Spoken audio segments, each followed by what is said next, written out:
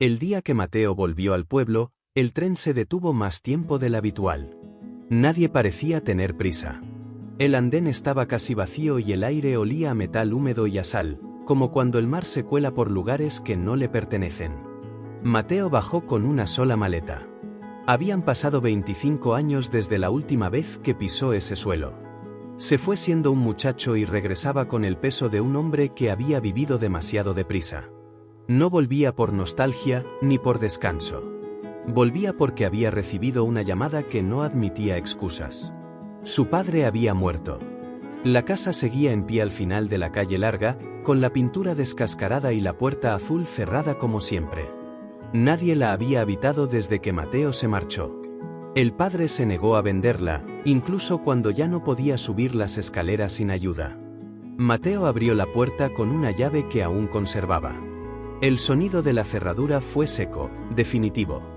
Dentro, el polvo flotaba como si el tiempo se hubiese detenido solo para esperarle. Cada mueble estaba en el mismo sitio, cada objeto parecía una pregunta sin responder. Sobre la mesa del comedor encontró una caja de madera. No estaba cerrada. Dentro había cartas atadas con una cuerda, fotografías antiguas y un sobre distinto al resto, más nuevo, con su nombre escrito a mano. Mateo se sentó sin abrirlo. Reconocía esa letra. No temblaba. Nunca lo hacía. Recordó la última discusión. Gritos. Silencios largos. La decisión de irse sin mirar atrás. Juró no volver. Y su padre juró no buscarlo. Ahora, el papel pesaba más que la maleta. Cuando por fin abrió el sobre, solo había una hoja. Pocas líneas. Si estás leyendo esto, es porque no supe decirlo en vida. Hay cosas que se heredan sin querer. Ojalá me entiendas. Mateo apretó el papel entre los dedos. Afuera, el viento golpeó una contraventana, como un aviso. No sabía todavía que esa carta no era una despedida. Era una puerta. Mateo dejó la carta sobre la mesa y recorrió la casa despacio, como si temiera despertar algo que llevaba años dormido. En el pasillo seguían colgadas las mismas fotografías, su madre joven, su padre serio, el mismo con uniforme escolar y una sonrisa que ya no reconocía como propia. Entró en la habitación de su padre. La cama estaba hecha. Demasiado ordenada para alguien que vivía solo. Sobre la mesilla había un cuaderno negro, gastado en las esquinas. Mateo lo abrió con cautela. No eran cuentas ni notas prácticas. Eran fechas, nombres, direcciones y comentarios breves escritos con una honestidad que incomodaba. Mateo no llamó hoy. Cumpleaños de Mateo. Compré una tarta pequeña. Soñé con él. Sigue enfadado. Mateo cerró el cuaderno. Sintió un nudo seco en el pecho. Nunca pensó que su ausencia hubiera pesado tanto. Para él, marcharse fue una forma de sobrevivir. Para su padre, fue un silencio diario que aprendió a soportar sin quejarse. En la cocina encontró otra sorpresa, una bolsa con víveres recientes. Alguien había estado ayudándolo. La vecina, quizás. O el viejo Julián, que siempre saludaba sin preguntar demasiado. Al salir al patio trasero, Mateo se detuvo. El taller seguía allí. Oxidado, cubierto de telarañas, pero intacto. Empujó la puerta y el olor a madera y aceite viejo lo golpeó de lleno. Ese lugar había sido el origen de todas las peleas. Su padre quería que se quedara, que aprendiera el oficio, que continuara algo que llevaba generaciones. Mateo quería otra vida. Ninguno supo ceder. Sobre el banco de trabajo encontró una caja metálica. Dentro, un reloj de pulsera roto. El suyo. Aquel que perdió el día que se fue del pueblo, tras una discusión que terminó con una puerta cerrándose demasiado fuerte. El reloj estaba reparado. Mateo lo tomó entre las manos. Funcionaba. Marcaba la hora exacta. Entonces entendió algo que no estaba escrito en ninguna carta: su padre nunca dejó de esperarlo. No con reproches, no con llamadas. Con gestos silenciosos, cotidianos, casi invisibles. Al volver a la casa, Mateo tomó la carta otra vez. La leyó completa, despacio. Hay decisiones que tomé por miedo. Si vuelves, no quiero perdón. Solo que sepas la verdad. Mateo levantó la vista. Por primera vez desde que llegó, no pensó en irse al día siguiente. Tal vez aún quedaba algo por escuchar. Esa noche, Mateo durmió en la habitación de siempre. El colchón crujió al acostarse, como si reconociera su peso. No concilió el sueño de inmediato. El techo le devolvía recuerdos que no había pedido, discusiones cortadas a medias, miradas que evitaban decir lo que dolía, un padre que hablaba poco y exigía mucho, sobre todo a sí mismo.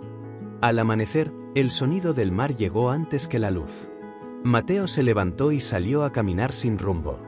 El pueblo seguía casi igual, pero más vacío.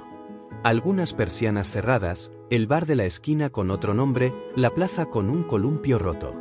En la panadería, la dueña lo reconoció al instante. «Eres el hijo de Ernesto», dijo sin sorpresa. «¿Volviste?» Mateo asintió. No supo qué contestar. «Tu padre venía cada jueves», continuó ella. «Compraba 2 panes. Siempre 2».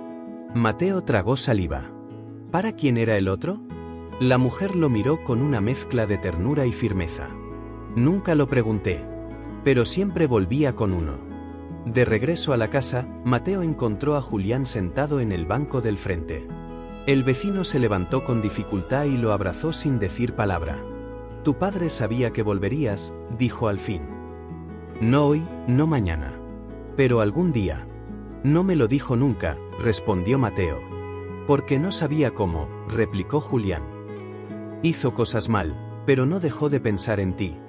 Dentro de la casa, Mateo abrió de nuevo el cuaderno negro. Esta vez lo leyó entero.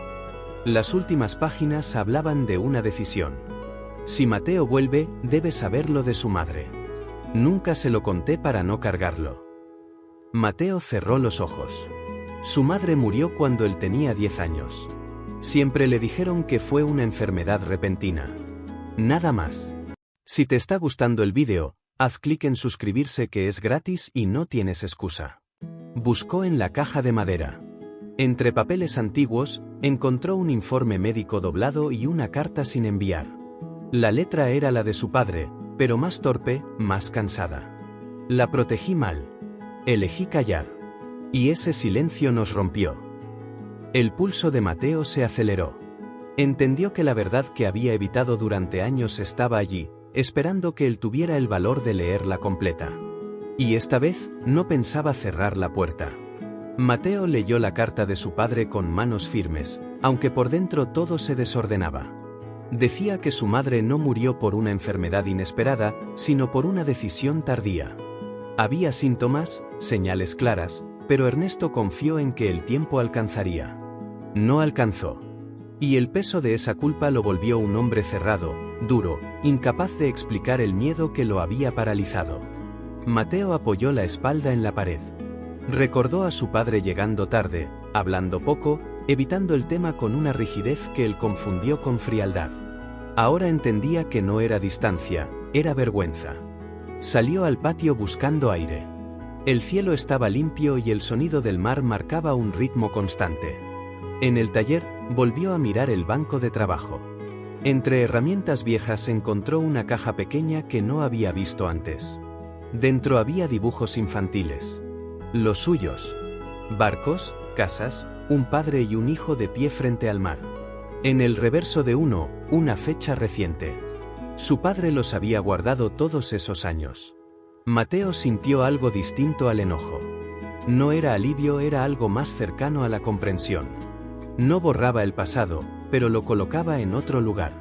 Esa tarde fue al cementerio. No llevó flores. Se sentó frente a la tumba y habló por primera vez en voz alta, sin reproches, sin discursos. Dijo que se fue porque no supo quedarse. Que creyó que huir era crecer. Que ahora veía el costo. El viento movió los árboles con suavidad. No hubo respuesta, pero tampoco la necesitaba. Al volver a la casa, Mateo tomó una decisión que llevaba años evitando. Abrió la puerta del taller de par en par. Limpió el polvo, ordenó las herramientas, encendió la luz. No para quedarse para siempre, no aún. Para no cerrar de nuevo sin entender. En la mesa dejó el reloj reparado y la carta doblada con cuidado. Por primera vez, la casa no le pareció un lugar detenido en el tiempo, sino uno que todavía podía sostener algo nuevo. Y Mateo supo que la última palabra no estaba escrita. Los días siguientes transcurrieron con una calma extraña. Mateo no avisó a nadie que se quedaría un poco más. Simplemente ocurrió. Cada mañana abría las ventanas, dejaba entrar el aire del mar y preparaba café para una sola taza, aunque seguía sirviendo dos sin darse cuenta. En el taller, comenzó a reparar objetos pequeños, una silla coja, una puerta que no cerraba bien, un cajón atascado. Trabajaba despacio, sin prisa, como si cada arreglo fuera una conversación pendiente. Descubrió que sus manos recordaban más de lo que él creía. Su padre le había enseñado sin palabras, dejándolo observar, corrigiendo solo cuando era necesario. Una tarde apareció la vecina del fondo con una lámpara rota.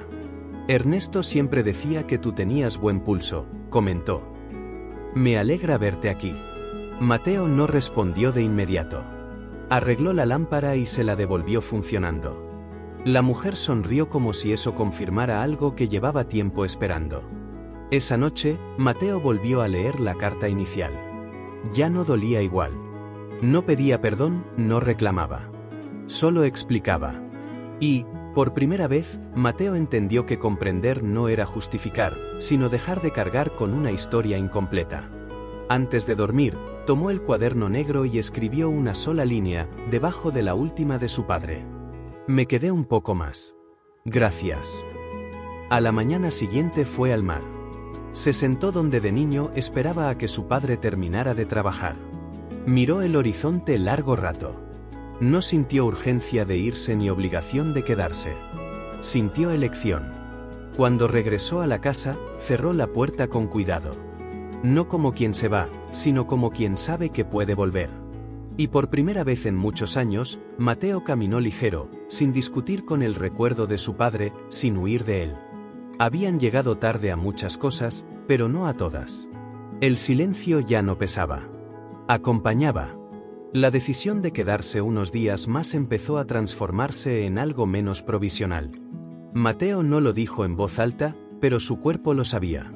Se levantaba temprano sin despertador, como si el pueblo le hubiera devuelto un ritmo que había olvidado. Abría ventanas, barría polvo antiguo, dejaba que la casa respirara. El taller se convirtió en su centro. Cada mañana abría la puerta metálica y el olor a madera vieja y aceite lo recibía como un saludo conocido. No trabajaba con prisa. Revisaba herramientas, limpiaba tornillos, ordenaba cajones que su padre nunca llegó a vaciar.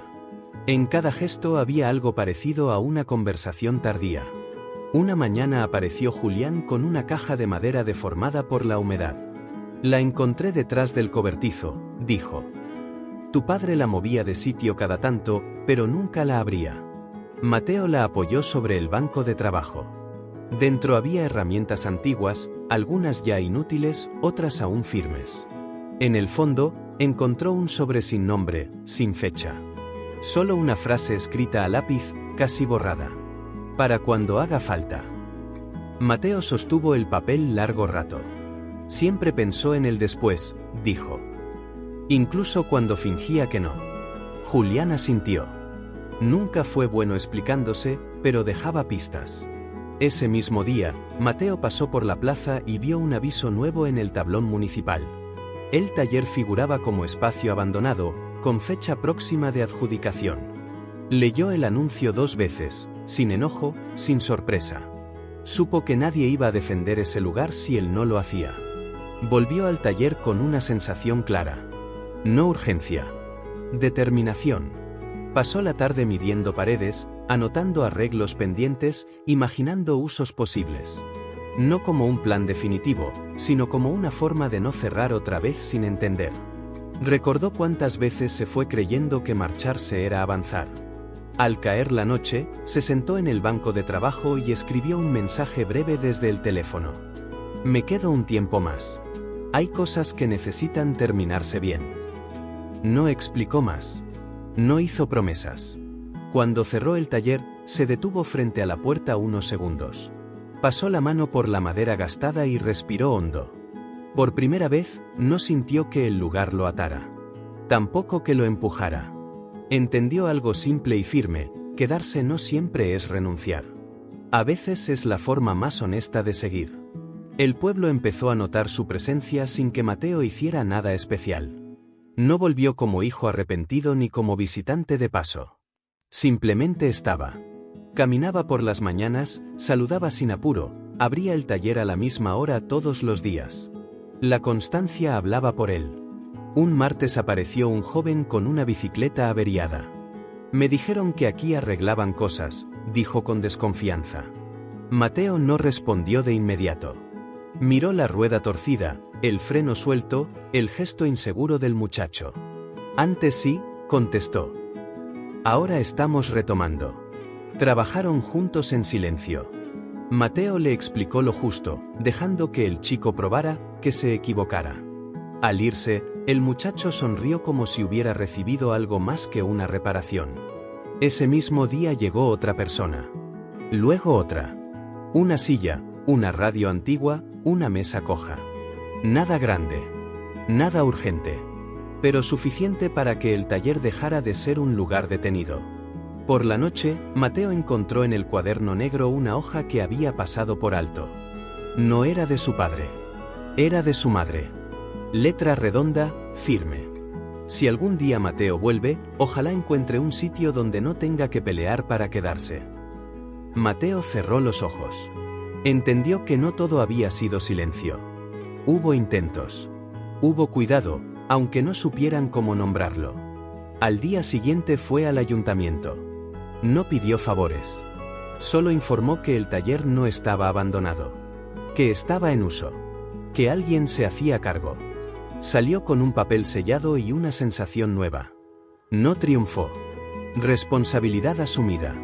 Esa tarde, al cerrar, dejó la luz encendida unos minutos más. Miró el espacio lleno de objetos reparados, de marcas recientes, de movimiento. No sabía cuánto duraría. No lo necesitaba. Por primera vez, el futuro no le exigía huir ni quedarse para siempre. Solo estar presente. El último día antes de tomar una decisión definitiva llegó sin anuncio. Mateo lo reconoció porque despertó distinto. No con dudas, tampoco con certezas absolutas. Con calma. Abrió el taller como siempre. El muchacho de la bicicleta volvió, esta vez con una radio vieja.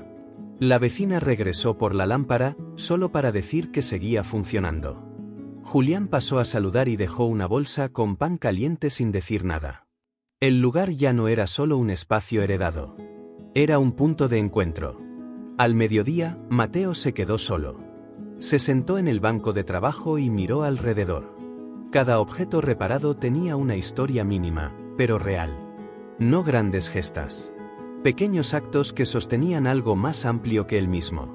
Sacó el reloj de su bolsillo. El que perdió el día que se fue y que su padre reparó en silencio. Lo apoyó sobre la mesa, junto al cuaderno negro y la carta inicial. 3 generaciones, 3 formas distintas de decir lo mismo sin saber cómo. Mateo tomó el cuaderno y escribió por última vez. No me fui otra vez. Tampoco me quedé por miedo. Me quedé porque quise. Cerró el cuaderno y apagó la luz del taller. Caminó hasta la casa, cerró ventanas, ordenó lo justo. No estaba despidiéndose. Estaba dejando todo listo. Esa noche fue al mar.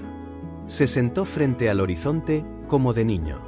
Pensó en su padre, en su madre, en las decisiones torpes y en los silencios largos. No con reproche. Con aceptación. A la mañana siguiente, fue al ayuntamiento. Firmó los papeles necesarios. El taller quedaba oficialmente a su cargo. Cuando salió, no sintió peso. Tampoco alivio exagerado.